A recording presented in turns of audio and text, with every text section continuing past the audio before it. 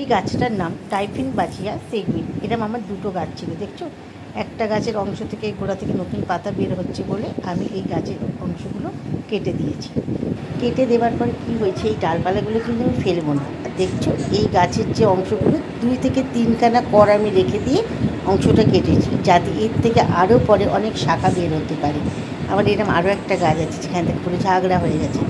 এই গাছটার অনেক ডিমান্ড, সেই জন্য এই গাছের ডাল আমি ফেলবো না। এরকম টুকরো টুকরো করে 3-4টে গাঁট রেখে কেটে নিয়েছি সমস্ত গাছগুলোকে। কাটার পরে দেখছি এই যে অংশগুলো একটাও ফেলবো না, এইসব 3-4টে কর রেখে দিয়ে আমি তারপরে এরকম জায়গা থেকে কাটবো। কেটে নিয়ে বাদবাকি ডালগুলোকে আমি সুন্দর করে একটা জায়গাতে বাঁধবো। এই যে দেখছো বড়ো গাছটা দেখছো, এরও এখান থেকে আমি কেটে দেবো। কেটে দিলে ঝাবড়া হয়ে যাবে, নাহলে গাছটা এই ছোটো জায়গায় অনেক বড় হয়ে গেছে, পড়ে যাচ্ছে। এটাও ভালো লাগছে দেখতে। যাই হোক, এই যে শোলার পাত্রগুলো আছে, এই শোলার জায়গাগুলোতে আমি ওই টুকরো গাছগুলোকে শুয়ে শুয়ে লাগিয়ে দেবো কয়েকটা ডালকে, এই যে এই অংশগুলোকে। আর কিছু ডালকে আমি এরকম অল্প জলের মধ্যে দিয়ে রেখে দিচ্ছি।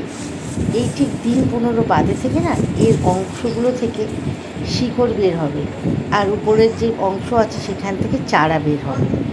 আর কিছু যে ডাল আছে দেখছো, এরমভাবে আমি কেটে কেটে নিচ্ছি জিনিসগুলোকে। ঠিক 3-4টে কর অবস্থায় আমি রেখে দিচ্ছি ডালগুলোকে।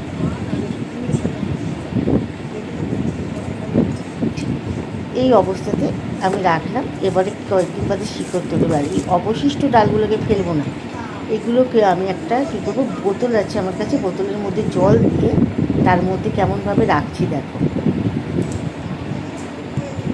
আর এরপরে কী করব,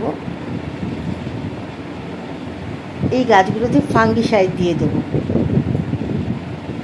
আর একটু গোড়ায় সার দিয়ে দেবো। আর এইগুলোকে একটু ছাওয়া জায়গায় রেখে দেবো কদিন বাদে। তোমায় ছবি দেখাবো পরে। আমার বোতল আনা হয়ে গেছে, দেখো। এইভাবে এই গাছগুলোকে ছাওয়া জায়গায় রেখে দেবো বেশ কিছুদিন। যদি তুমি এর গোড়ায় একটু অ্যালোভেরার জেল বা রুট হরমোন লাগিয়ে বসাতে আরও তাড়াতাড়ি বেরোতো। তা আমার এত দরকার নেই, অনেক শিকড় হয়ে গেছে বলে আমি নর্মালি এরমভাবে রেখে দেবো এক ধারেতে দিন 15-র জন্য।